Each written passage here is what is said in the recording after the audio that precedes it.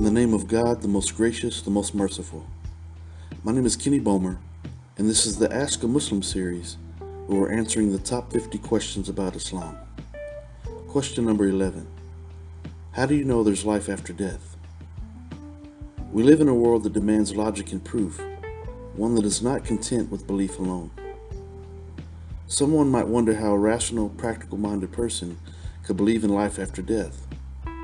People tend to assume that anyone who believes in the hereafter does so on the basis of blind faith.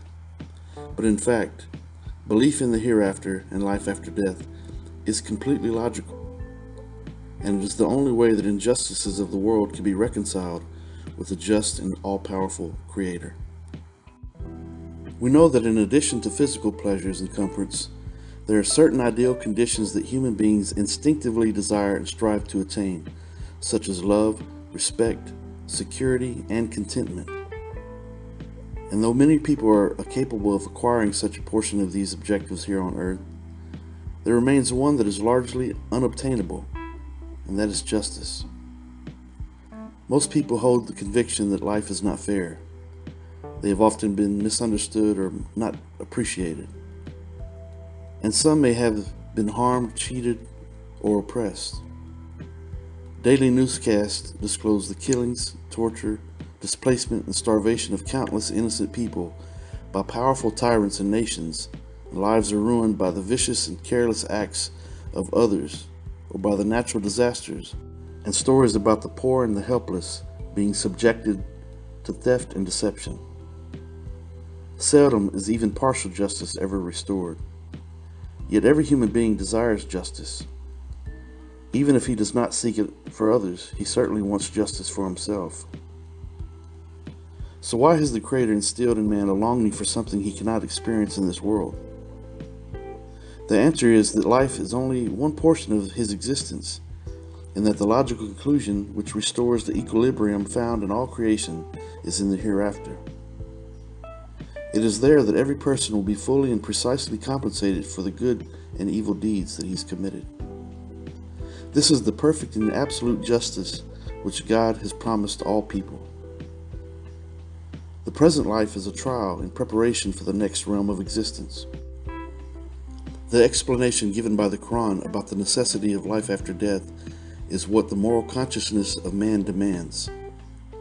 If there was no life after death, the belief in God would be meaningless, or would be a belief in some kind of indifferent and negligent deity who, after having created the human race, is no longer concerned with its welfare.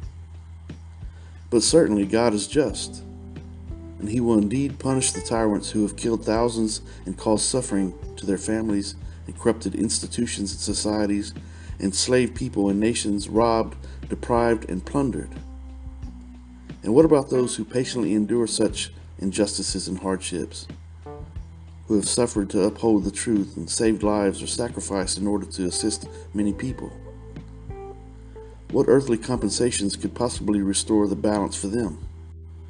This can only take place in an eternal life where every individual affected in the least by someone's actions will testify for or against him, and where the innermost thoughts and intentions known completely by God will be judged precisely and perfectly. Since man's term of life in this world is limited, and because numerous individuals are affected by one's actions, adequate rewards and punishments are impossible in the present life. The Quran states categorically that the day of resurrection must come, and that God will then decree that the fate of each soul will be judged according to its record of deeds. Additionally, God has stated in the Quran that the present creation is in itself a clear proof that he is able to create and recreate as he wills, whatever he wills, however he wills, and whenever he wills. For God originates and repeats creation with equal ease. Consider these words revealed to the Holy Prophet, Muhammad, peace be upon him, in the Holy Quran, where it says, "Seek refuge in God from the evils of the rejected Satan, and say, travel through the land and observe how he began creation. Then Allah will produce a final creation. Did we fail in the first creation? But they are in confusion over a new creation. Is not he who created the heavens and the earth able to create the likes of them? Yes, and he is the knowing creator. Do they not see that Allah, who created the heavens and the earth, did not fail in their creation and is able to give life to the dead?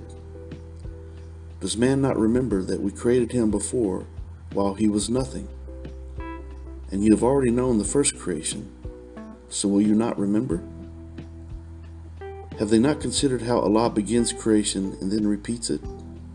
Indeed, that for Allah is easy. And it is He who begins creation, then He repeats it, and that is easier for Him. As we began the first creation, we will repeat it, and that is a promise binding upon us. And indeed, we will do it. Those are verses from the Holy Quran. So in fact, the material of creation is already in existence.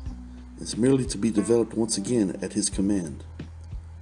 Observable evidence of this ongoing process is now being presented regularly by astronomers and specialists in the fields of modern science. Once again, my name is Kenny Bomer, and this is the Ask a Muslim series, where we're addressing the top 50 questions about Islam. Thank you for listening.